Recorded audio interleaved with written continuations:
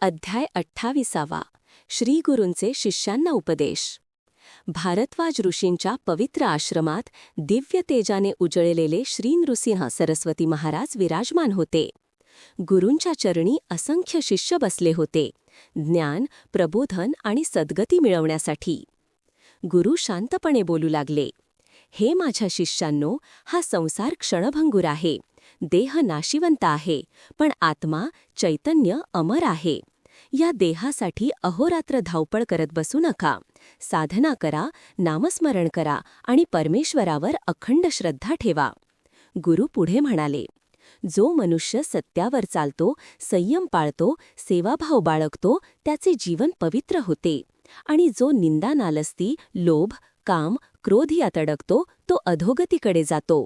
तुमचे मन हीच खरी पूजा आहे, तुमची निष्ठा हीच खरी अर्पण आहे. शिष्य मंत्रमुग्ध झाले. गुरूंच्या वचनांतून एक अद्भुत शक्ती प्रकट होत होती.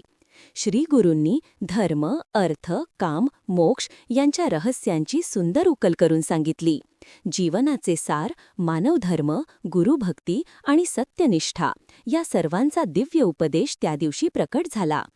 अध्याय 29 शिष्यांचा मार्ग आणि गुरूंचे आश्वासन. दुसऱ्या दिवशी गुरु पुन्हा शिष्यांना मार्गदर्शन करू लागले. हा अध्याय भक्तांसाठी एक अमूल्य रत्न आहे, आत्मशुद्धीचा खरा मार्ग. गुरु म्हणाले, मनावर राज्य करायला शिका. मन चंचल आहे, पण तेच साधनेने शुद्ध होते. जो स्वतःवर विजय मिळवतो, तोच जगावर विजय मिळवतो. गुरूंचा पुढील उपदेश. परमेश्वराची कृपा मिळवणारा कधीही दुःखी होत नाही. ज्याच्या जीवनात गुरुनाम आहे, त्याला कोणतेही संकट स्पर्श करू शकत नाही.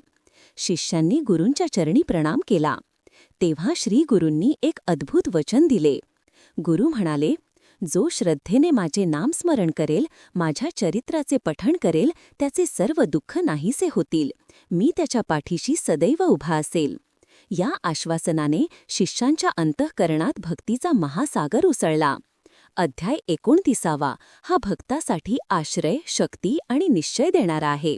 गुरूंच्या उपदेशाने शिष्यांचा मार्ग उजळून निघाला आणि भक्तिभावाने त्यांनी अध्याय समाप्त केला.